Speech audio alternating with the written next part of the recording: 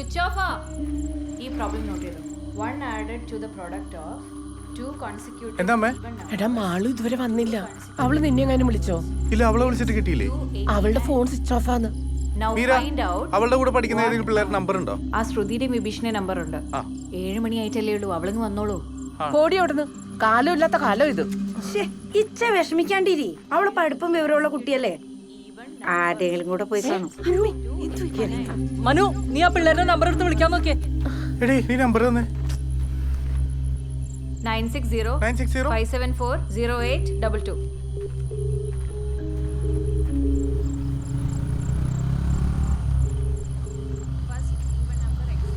ആരാ?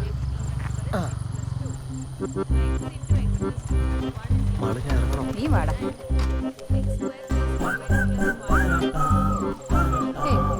ഞാൻ പറഞ്ഞു.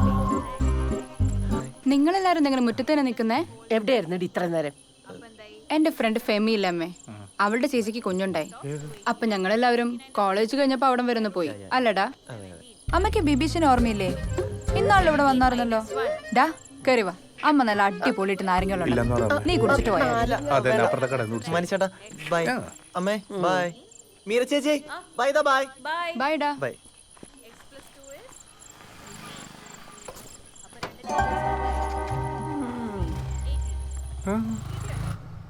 ചോദിക്കണം. ചോദിക്കാൻ.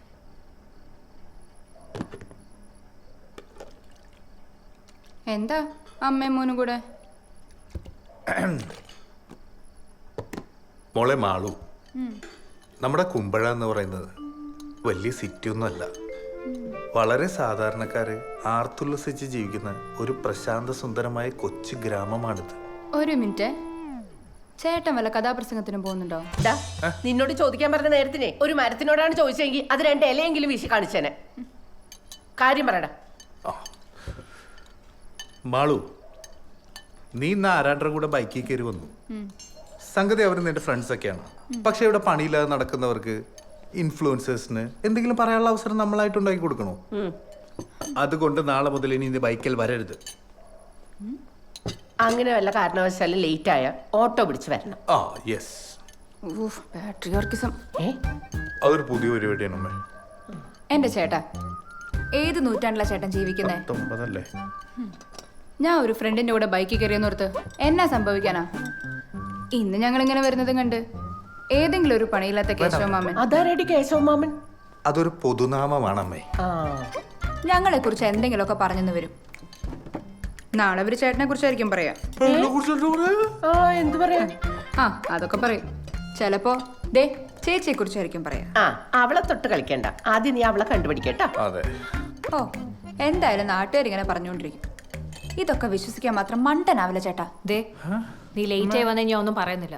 പക്ഷെ ചേട്ടൻ്റെ അടുത്ത് തറുതലവട്ടം നിന്നുണ്ടല്ലോ, ചൂടുവെള്ളമായിരിക്കും മുഖത്ത് ഞാൻ ഒഴിക്കും.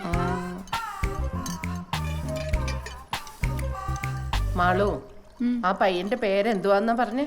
ബിബീഷ്. ബിബീഷ്? എനിക്കും കുറച്ച്. ബിബീഷ് കരുണാകരൻ. ബിബീഷ് കരുണാകര? പറയടി, ബിബീഷ് കരുണാകര? ബിബീഷ് കരുണാകര മേനോൻ.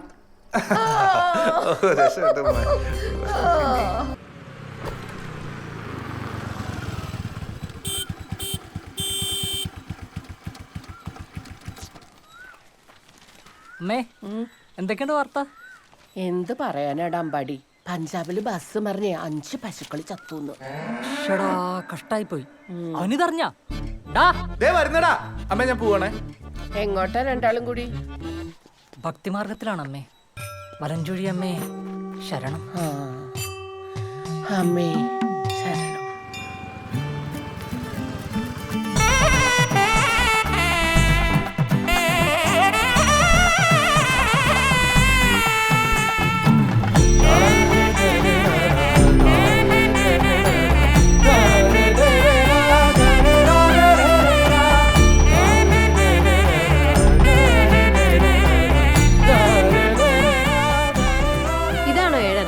ഇതല്ല 7:30.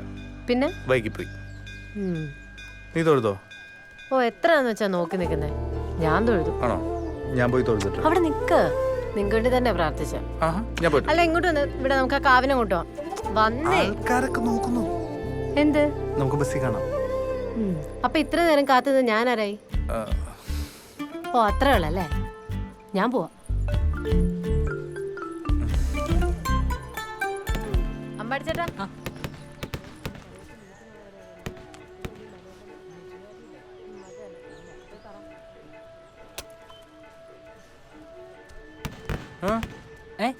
അവളെന്തോ പറഞ്ഞു? അല്ല അത് അവളുടെ അച്ഛനുണ്ടല്ലോ കരയോഗ പ്രസിഡന്റ്, പുള്ളിയുടെ മുമ്പിൽ നിനക്കൊരു ഇമേജ് ഉണ്ടാക്കിയെടുക്കണമെന്നേ പറഞ്ഞ് നടക്കില്ല, ബുദ്ധിമുട്ടാണെന്ന്.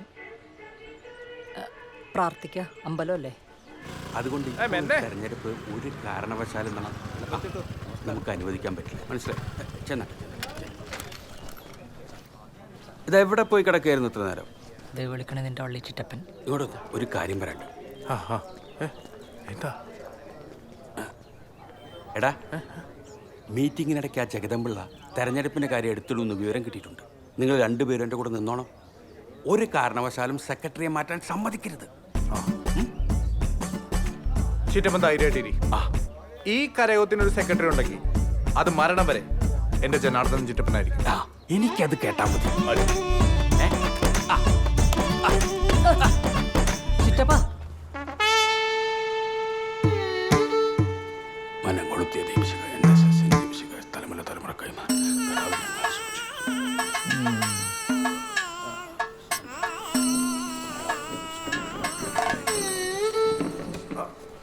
സെക്രട്ടറി ഇരിക്ക. ചേട്ടാ എന്നാ തുടങ്ങാം. നമസ്കാരം. സരസ്വതി വിലാസം NSS കരയോഗം ക്രമ നമ്പർ 421 കഴിഞ്ഞ വർഷത്തെ പ്രവർത്തന റിപ്പോർട്ട് വായിക്കാൻ പ്രസിഡന്റ് ഇന്ദ്രസേന കുറുപ്പ് ചേട്ടനെ ഞാൻ ബഹുമാനപുരസ്സരം ക്ഷണിച്ചുകൊള്ളുന്നു.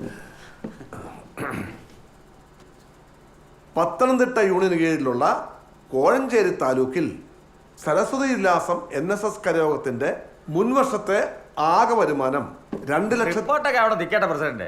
നമ്മുടെ കരയോഗത്തിന്റെ തെരഞ്ഞെടുപ്പിന്റെ കാര്യം പറ. 3 വർഷമായി.